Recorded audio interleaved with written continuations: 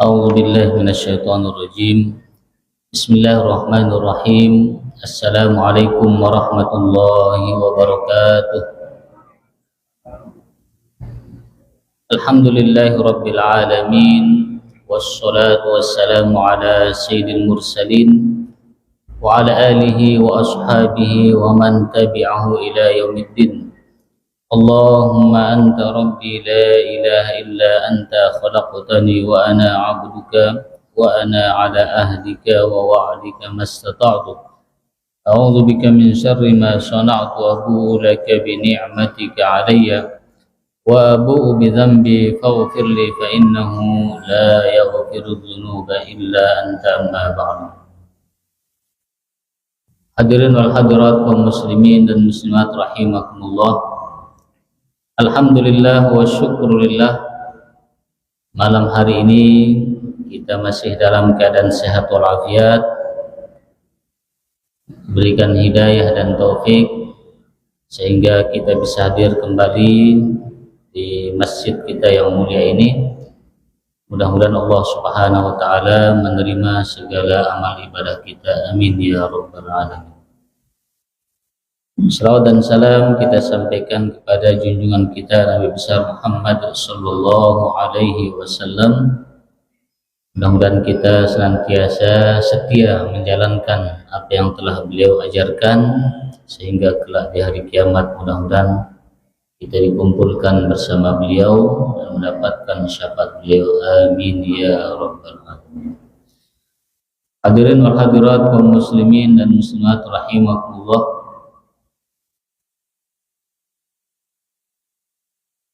Kita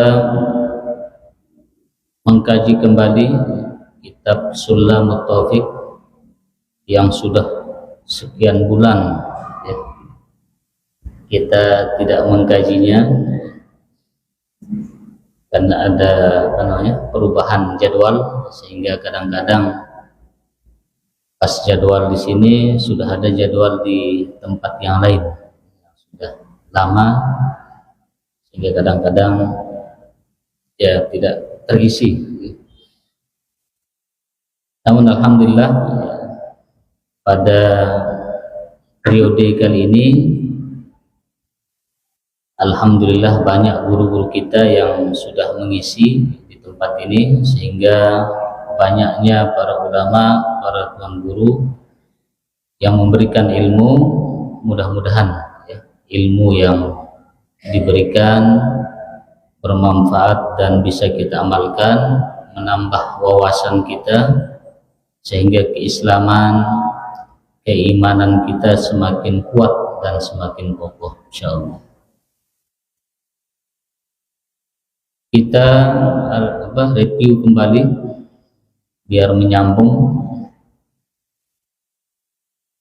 tentang kewajiban bagi umat Islam untuk menjaga keislamannya, karena ya tidak mustahil walaupun kita sudah beragama Islam, tidak mustahil ya, bisa keluar dari Islam. Tidak mustahil keislaman kita bisa terpengaruh dengan banyaknya pemikiran, pemahaman, banyaknya masalah, ujian, cobaan. Maka di sini beliau mengatakan yajibu ala kulli muslimin hifdza islamihi. Wajib bagi tiap-tiap orang Islam untuk menjaga keislamannya. Jadi tidak cukup kita sudah beragama Islam, tetapi ada kewajiban kita untuk menjaga keislaman kita. Wa saunahu amma yufsiduhu wa yubtiluhu wa yaqta'uhu wa huwa ar-riddatu. Memeliharanya dari apa? Amma yufsiduhu, dari hal-hal yang bisa merusak Islam kita. wa yubtiluhu, dari hal-hal yang bisa membatalkan keislaman kita, wa yaqta'uhu, dan dari hal-hal yang bisa memutuskan keislaman kita. Ini yang harus kita jaga, merusak Islam kita, membatalkan keislaman kita, dan memutuskan keislaman kita. Apa itu? Wa huwa ar-riddatu, yaitu murtad. Jadi murtad ini dosa yang paling besar, dosa yang paling besar, karena akan mengakibatkan gugurnya semua yang kita lakukan.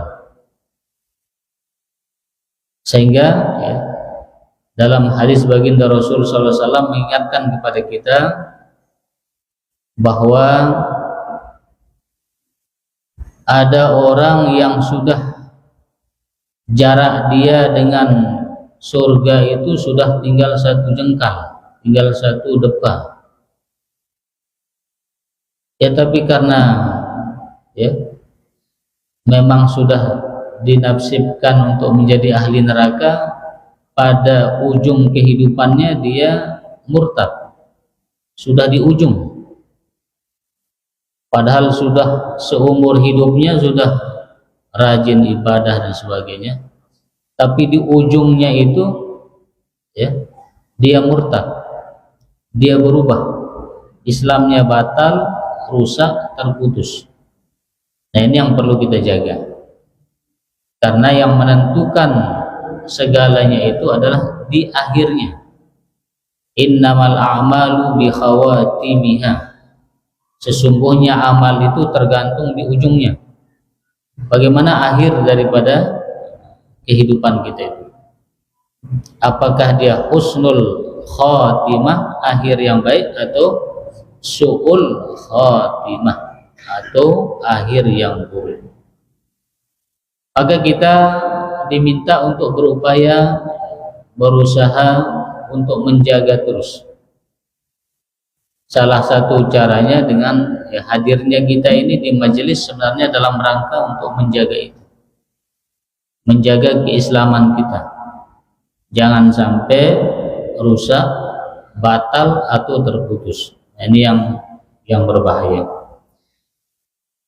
Sehingga ya, di sini beliau katakan afhasul kufri, seburuk-buruknya kekafiran itu adalah keluar dari Islam setelah dia memeluk Islam.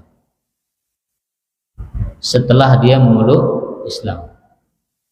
Jadi bahkan lebih ringan ya dianggap kekafiran orang yang asli kafir daripada orang yang sudah Islam keluar dari agamanya. Ini abhasul kufri, seburuk-buruknya kekafiran.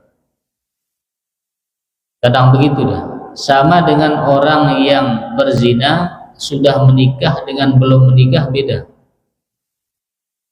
Lebih berat hukuman orang yang berzina setelah menikah daripada yang belum menikah.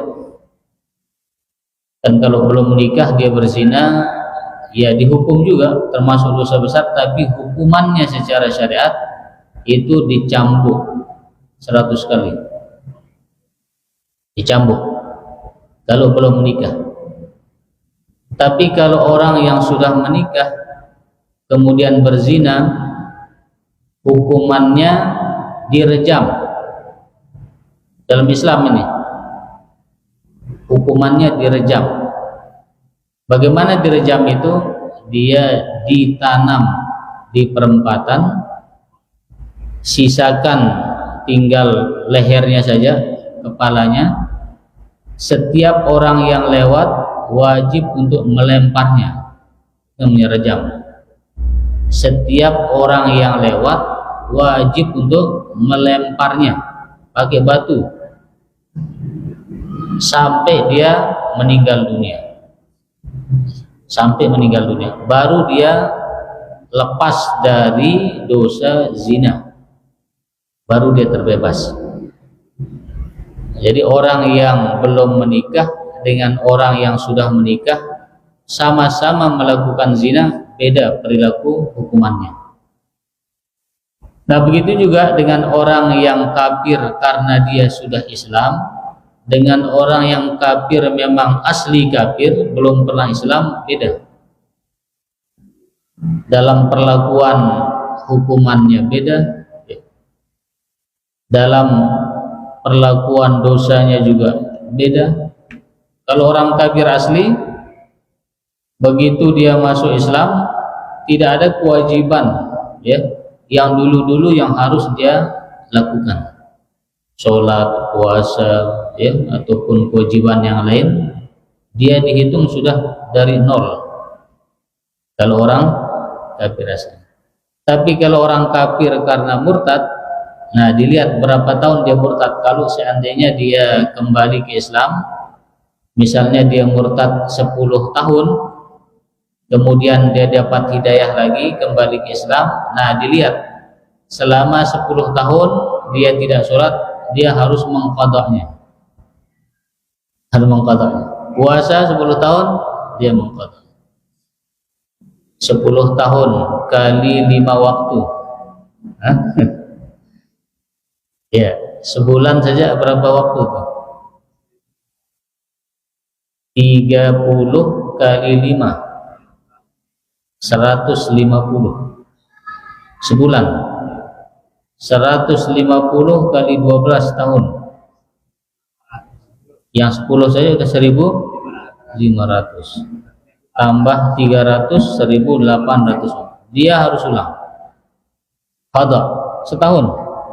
1.800 waktu. Kalau 10 tahun. Nah, begitulah beratnya, ya. Dia kafir karena pernah Islam. Lebih berat hukumannya, ya. Lebih berat ya perlakuannya. Nah, sama dengan orang yang sudah menikah tadi itu.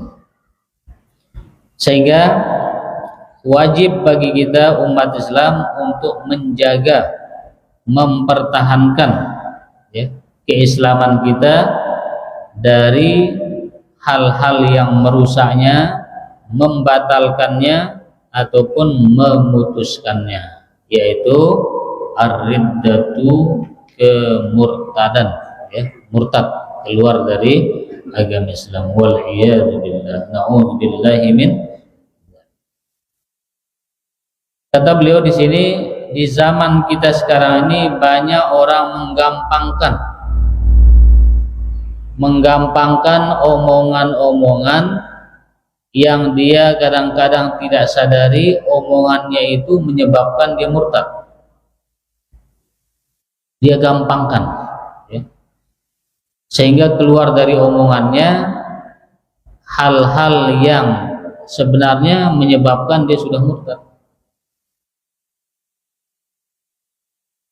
Sehingga kalau di tradisi kita kan di Lombok ini, yang alhamdulillah kalau orang setiap pernikahan itu diminta bersyahadat.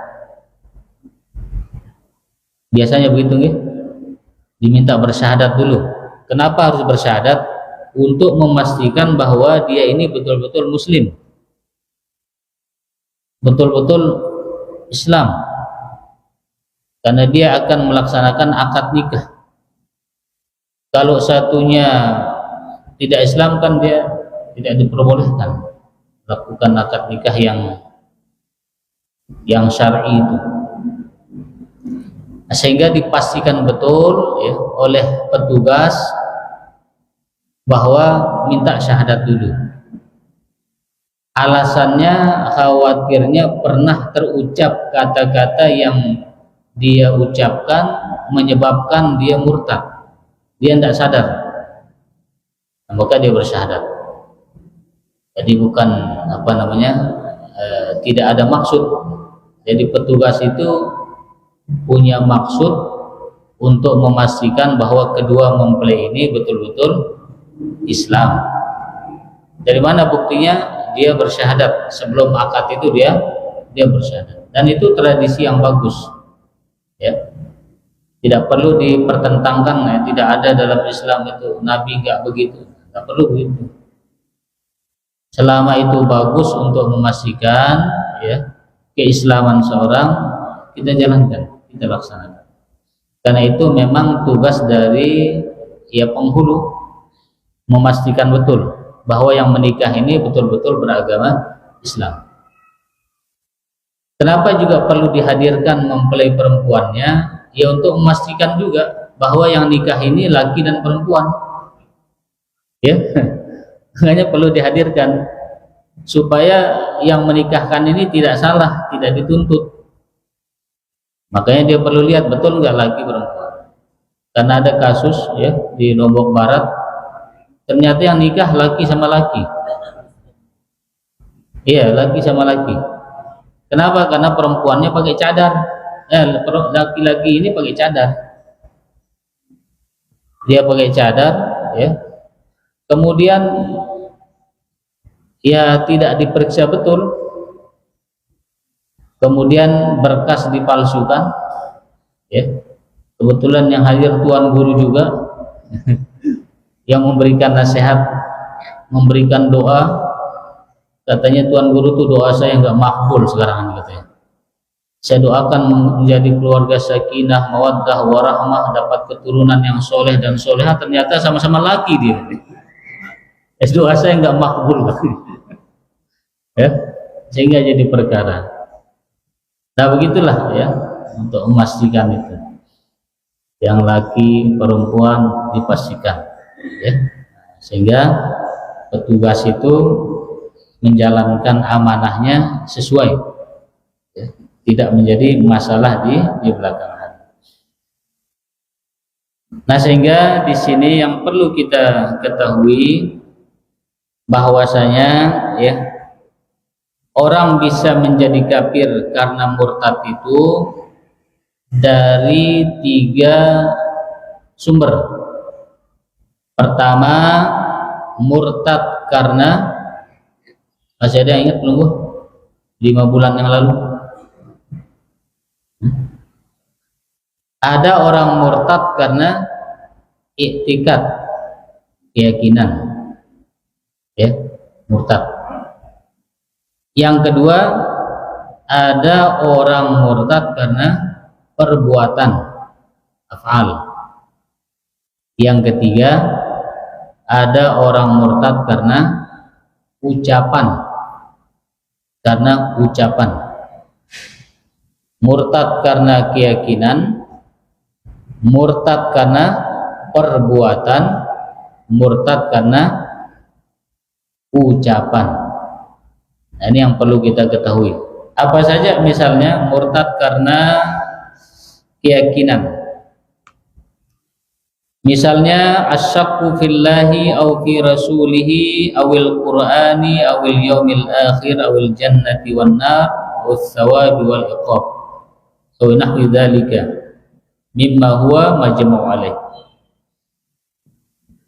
Ragu kepada Allah, ragu kepada Rasulullah, ragu kepada Al-Quran, ragu kepada hari akhir, ragu kepada surga neraka, ragu kepada pahala, ragu kepada dosa.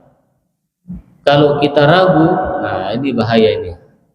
Ragu kepada surga, neraka, ya.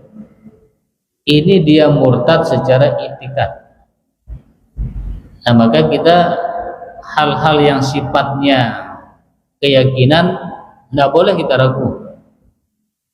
Surga, neraka, pahala, dosa, tidak boleh kita ragu, ya, tidak boleh. Kalau kita ragu, nah ini murtad kita ini, nggak sadar. Orang yang ragu kepada Allah, ragu kepada Rasul, ragu pada Al-Quran, ragu kepada hari kiamat, ragu kepada surga, neraka, ragu kepada pahala dan dosa, nah maka orang tersebut sudah murtad. Na'udzubillah. Atau juga misalnya dia meyakini Allah dengan sifat-sifat ya yang tidak semestinya disifatkan kepada Allah. Meyakini sifat bagi Allah yang tidak semestinya disandarkan kepada Allah, itu juga bisa berbahaya. Menisbahkan satu sifat saja ya, apalagi tidak mengakui sifat wajib bagi Allah, tidak mengakui, jangankan yang 20, satu saja yang dari 20 sifat wajib bagi Allah itu tidak diakui. Nah, kata beliau di sini bisa menyebabkan orang itu murtad. Misalnya sifat wajib wujud, qidam, baqa, mukhalafatu lil hawadits, satu saja kita tidak akui, misalnya sifat wujud, nah, ini sudah murtad. Murtad secara i'tiqad, secara keyakinan. Nah, kadang ada orang bertanya, ya, kenapa harus sifat 20? Ya, kenapa sih harus sifat 20? Nah, jawabannya karena memang ya sifat yang disebutkan di dalam Al-Quran itu yang sifat wajib itu. Dan yang kedua, karena memang batasan kemampuan manusia untuk mengkaji tentang ketuhanan itu tidak lepas dari yang 20 itu. Tidak lepas. Misalnya ketika orang mencari tentang hakikat ketuhanan, ya dia akan bertanya apakah Tuhan itu ada atau enggak. Maka sifat wujud itu yang menjawabnya. Wujud artinya Allah itu ada. Kemudian kalau ada Tuhan itu sejak kapan dia ada? Dijawab oleh sifat yang kedua, sifat qidam, terdahulu, tanpa ada yang mendahului. Kalau orang bertanya lagi, kapan berakhirnya Tuhan itu? Ya, sampai kapan Tuhan itu ada? Dijawab oleh sifat yang ketiga, baqa, Allah itu kekal, Tuhan itu kekal, tidak ada batasan waktu. Kemudian orang bertanya, bagaimana rupa Tuhan itu? Ya, dijawab oleh sifat yang keempat, mukhalafatuhu lil hawadits, Tuhan itu berbeda dengan makhluk. Jadi sifat 20 itu untuk menjawab ya orang-orang yang mencari tentang hakikat ketuhanan itu. Makanya dalam ilmu tauhid itu yang dibahas oleh ulama-ulama kita Ahlus Sunnah wal Jamaah ya sifat 20 itu. Nah, kata beliau di sini, kalau ada orang tidak mengakui sifat 20 atau salah satu saja dari sifat 20 itu, maka dia bisa ya dikategorikan sudah keluar murtad dari Islam. Ini yang bahaya. Ya. Yang kadang-kadang yang tidak disadari. Kemudian menisbahkan sifat ya yang wajib tanzihuhu anha ijma'an, yang wajib disucikan dari Allah secara ijma' ulama ya.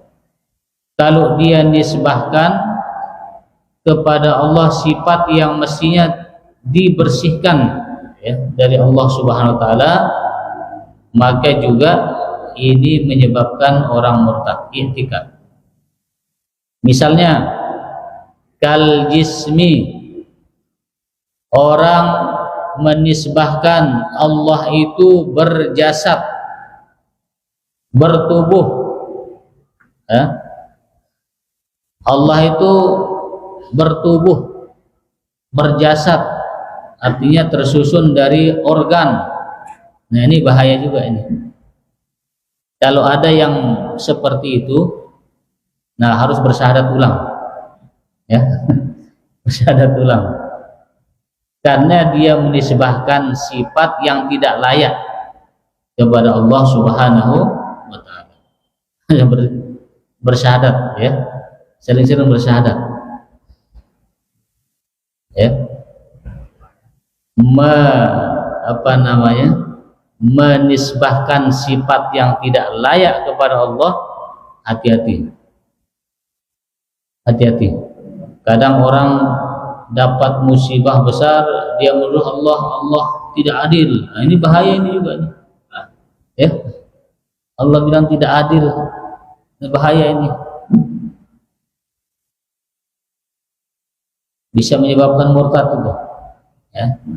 Yang kita khawatirkan kalau dia belum ngaji, terus dibiarkan itu, kemudian tidak ditajdid Islamnya, tidak bersyahadat Islam, berarti kan matinya dalam keadaan murtad. Nah, ini yang kita khawatirkan. Ya. Yang kita khawatirkan begitu. Dia dianggap dirinya masih Islam, ternyata sudah tidak Islam. Karena apa? Iktikadnya yang sudah rusak. Iktikadnya yang sudah rusak. Nah, maka barang siapa yang mensifatkan Allah dengan sifat bertubuh atau misalnya bertempat, nah ini juga kalau menurut akidah kita ini sudah bermasalah, bisa menyebabkan orang itu sudah murtad. Allah bertempat, Allah punya muka, Allah punya tangan, Allah punya kaki, ini bahaya. Berarti dia menisbahkan, menyandarkan sifat yang tidak layak kepada Allah Subhanahu wa ta'ala. Au halala muharraman bil ijma' ma'luman min ad-din bid darurah mimma la yakhfa alaihi, atau dia menghalalkan sesuatu yang haram, menghalalkan perkara yang haram yang sudah menjadi kesepakatan para ulama, misalnya menghalalkan zina, ya, menghalalkan zina, murtad, ya. Jangan sampai orang misalnya karena doyan berzina terus menghalalkan zina, itu nih yang bahaya. Kalau dia doyan dan mengakui itu haram, masih selamat, dia masih selamat. Artinya dia masih Islam, tapi mungkin ya fasik lah, tidak sampai murtad. Tapi kalau sudah sampai level menghalalkan, ini yang sudah murtad itu, menghalalkan itu. Sesuatu yang jelas keharamannya dia halalkan, ini yang berbahaya. Beberapa waktu yang lalu, sekitar ya mungkin ada sebulan, kami musyawarah di Majelis Ulama Indonesia. Sekarang ini orang itu bukan takut zinanya katanya, yang dikhawatirkan hamilnya, bukan zinanya. Jadi yang ditakutkan itu hamilnya sekarang ini, bukan zinanya. Dan ini hasil kajian, ya. Jadi orang lebih takut hamil daripada berzina itu. Sehingga ya, yang kami minta rekomendasikan, ya, mungkin nanti ke dewan, ke pemerintah itu, pertama, membatasi penjualan kondom. Kan sekarang terlalu bebas dijual di market-market itu. Siapa saja boleh beli, nggak dilarang, nggak ada aturannya, nggak ada pembatasannya. Kemudian ditaruh pas di tempat kita mau bayar itu, ya, kan begitu kan? Ditaruh, ditempel, dipajang di tempat orang mau bayar itu. Kemudian belum ada aturan pembatasan penjualan alat kontrasepsi. Sehingga menurut laporan setiap setiap minggu di Gunung Rinjani katanya sampai sekarung kondom itu setiap malam. Sampai sekarung katanya. Ya, kalau sudah malam minggu itu sampai sekarungan ada katanya papuk-papuk dia ngarap di situ, dia dapatkan itu kondom, kemudian dikasih cucunya dibuat bola itu. Saking senangnya dikira balon gitu. Ya, saking senangnya gitu. Nah ini yang kita bahas juga di Majelis Ulama Indonesia. Orang sekarang tidak takut zina, tetapi takut hamil, ya, takut hamil. Sehingga ya salah satu yang diusulkan supaya ada aturan pembatasan penjualan alat kontrasepsi itu, kondom itu.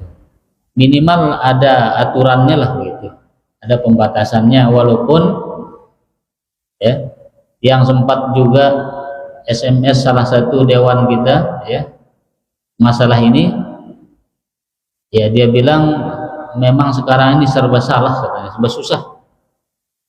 Kita buat aturan pembatasan di tempat kita, dia beli online katanya.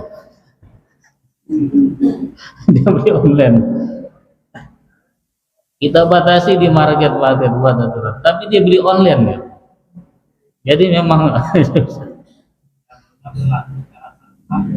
ya, tetapi minimal saya bilang ada usaha kita, ada upaya untuk membatasi itu. Ya, ada upaya itu. Terserah selebihnya mereka dengan cara online, ya kita sudah punya usaha dan lepas tanggung jawab gitu. Lepas tanggung jawab. Karena kalau ulama saja bersuara, ya didengar-dengar begitu, masuk telinga kanan, keluar telinga kiri. Tapi kalau aturan kan ada sanksi nanti. Ya, kalau ada aturan lebih bagus. Kemudian ya, yang kedua yang juga menjadi sorotan Majelis Ulama Indonesia lah, yang sempat kami bahas waktu itu, belum ada larangan anak sekolah untuk ber-KB. Belum ada larangan anak sekolah untuk ber-KB. Karena katanya ada sudah anak sekolah KB, supaya tidak hamil itu maksudnya. Kalau zina mereka nggak takut, supaya nggak hamil itu.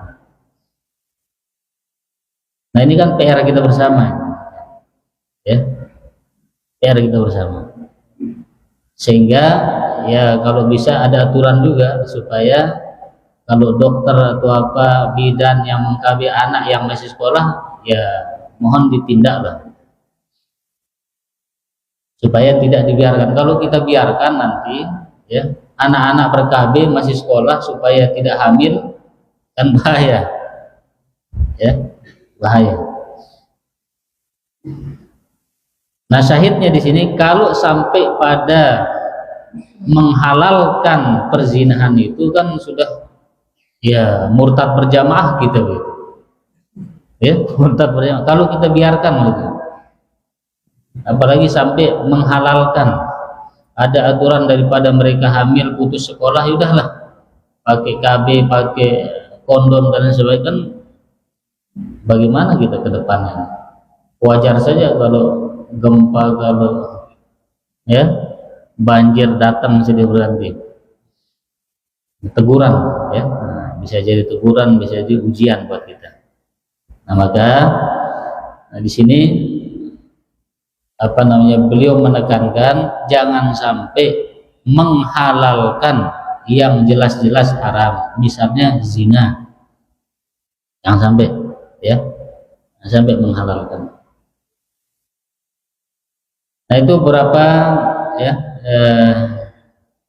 yang menjadi PR kita bersama ya, yang sempat disampaikan di Majelis Ulama Indonesia Lombok Timur, yang sudah juga masuk dalam agenda ya, pembahasan, yang mudah-mudahan ada tindak lanjutnya lah untuk menyelamatkan anak-anak kita, generasi kita dari pergaulan bebas, dari perzinahan ya, dan dari hal-hal yang merusak, mengundang murka Allah Subhanahu wa taala ya, termasuk ya, pengaturan dalam hal-hal yang mendukung pada perzinahan itu.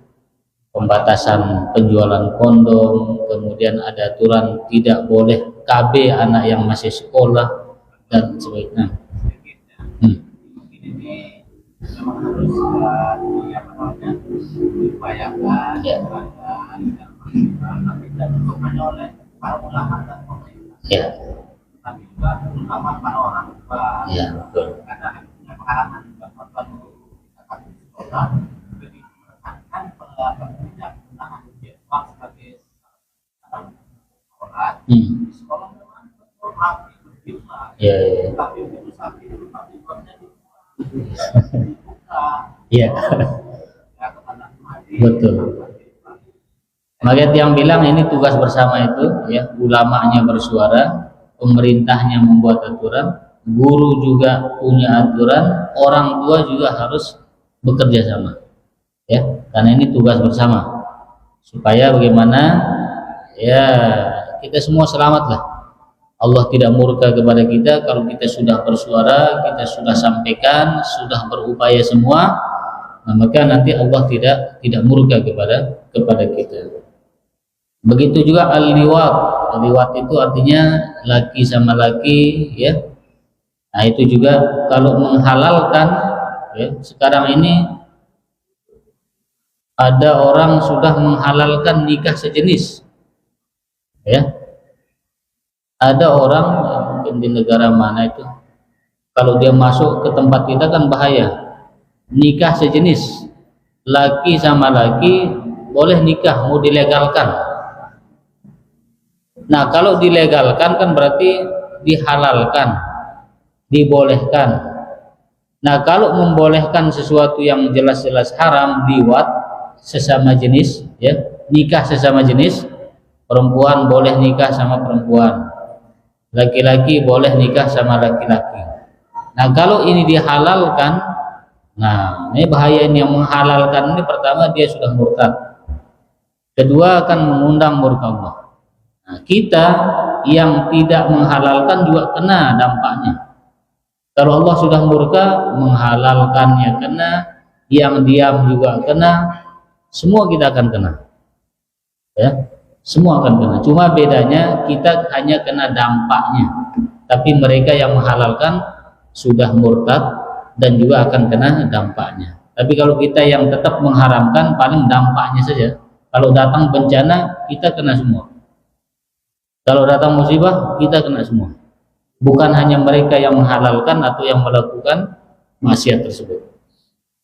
Nah, maka ini juga menjadi ya tanggung jawab kita bersama.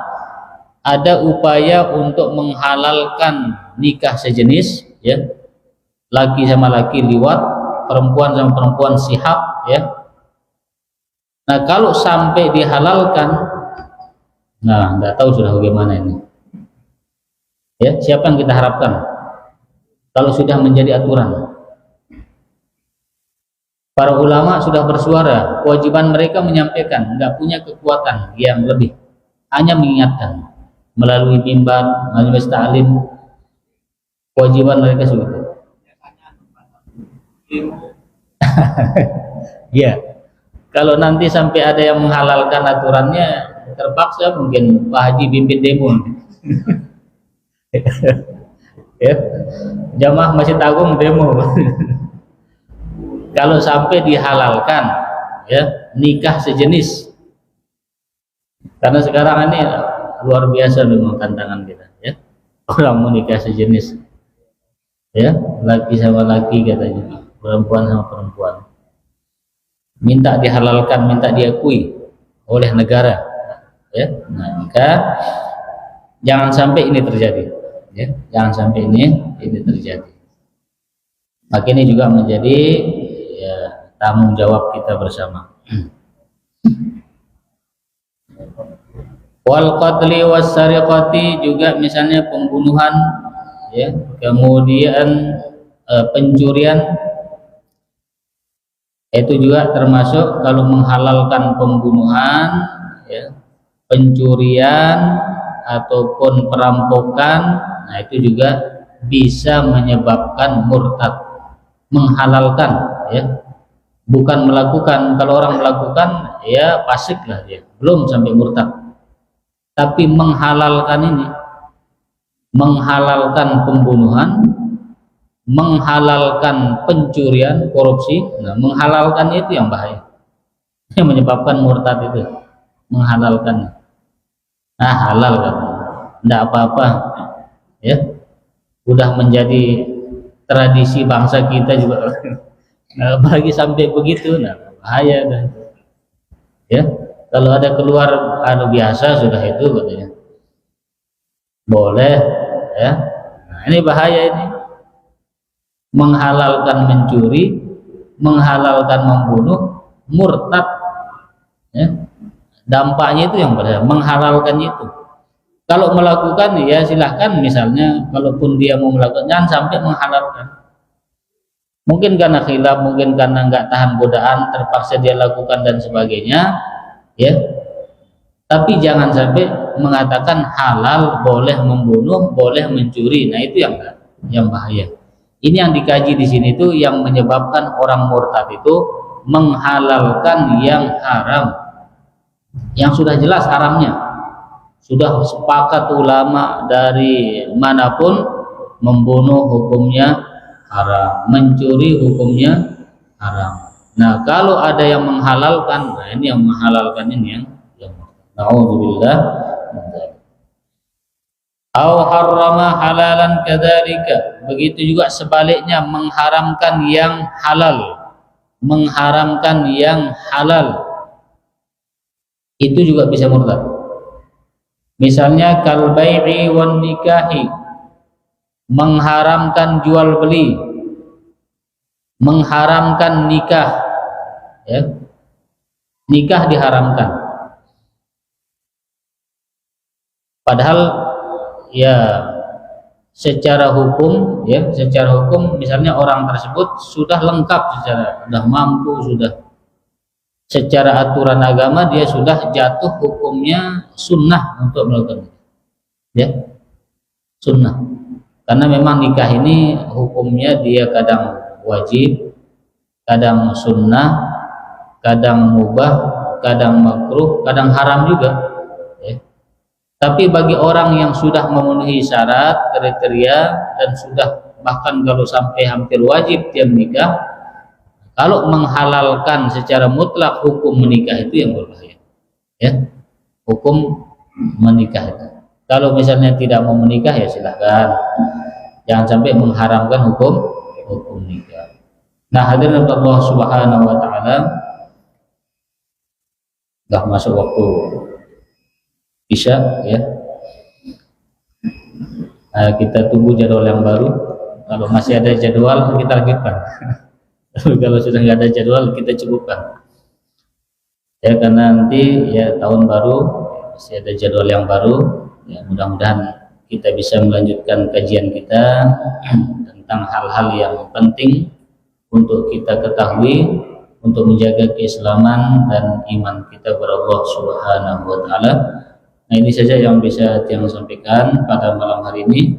Kurang lebihnya mohon maaf. Hadanallahu ajma'in. Akhirul kalam. Wassalamualaikum warahmatullahi wabarakatuh.